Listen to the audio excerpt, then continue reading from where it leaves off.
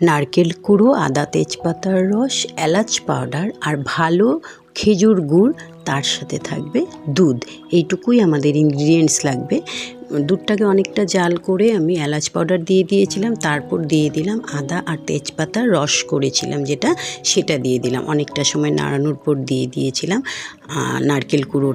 নারকেল কুড়োটা দেওয়ার পরে কিন্তু আমি অনেকটা সময় নাড়িয়েছি, দুধটাকে অনেকটা ঘন করেছি। তার সাথে আমি করেছি গুড়টা যে ছিল সেটাকে একবার চেক করে নেওয়া খুব প্রয়োজন ছিল, তাই জন্য গুড়টাতে আমি গরম দুধ দিয়ে রেখে দিয়েছিলাম। অনেকটা সময় চেক করছিলাম যে দুধটা ফেটে যায় কি না। যদি দুধটা ফেটে যেত অবশ্যই সেই গুড়টা আমি দিতাম না, সেই জন্য অনেকটা সময় চেক করার পর আমি গিয়ে সেই দুধকে প্রথমে আমি ঠান্ডা করে নিয়েছি।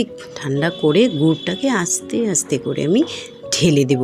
এইভাবে আস্তে আস্তে করে আমি দেখো ঢেলে দিচ্ছি। আর একদম গ্যাসের আঁচ কিন্তু একদমই লো ফ্লেমে দিয়ে দিয়েছিলাম, কেন কি এই সময়টাই খুব টেনশনের সময় যে দুধটা ফেটে না যায়, সেই জন্য খুব কম আঁচে আস্তে ধীরে আমি সেটা গুড়টা দিয়ে দিয়েছিলাম। আর গুড়টা দেওয়ার পর সাথে সাথে কিন্তু আমি নাড়াইনি, অনেকটা পরে আমি নাড়িয়ে আমি দুধটাকে আরেকটু ঘন করেছি। আর আদা, দুধ, গুড় সেগুলোকে ভালোভাবে মেলার জন্য মানে অনেকটা সময় আমি সেটাকে করেছি। তারপর আমি নিয়ে নিয়েছিলাম একটু চালের গুঁড়োটা অল্প একটু পরিমাণে দিয়েছিলাম, কেন কি ওটা বেশি দিলে লামস থেকে যাবে, টেস্ট নষ্ট হয়ে যাবে। যখন চালের গুঁড়ো দিয়ে নাড়াচ্ছিলাম, এক মুঠের মতো চালের গুঁড়ো দিয়েছি, তখন কিন্তু এইভাবে ফুটে ফুটে আসে, খুব সাবধান তখন, আবার লামস থাকতে পারবে না, সেই জন্য কন্টিনিউয়াসলি আমি এইভাবে নাড়িয়ে যাচ্ছিলাম।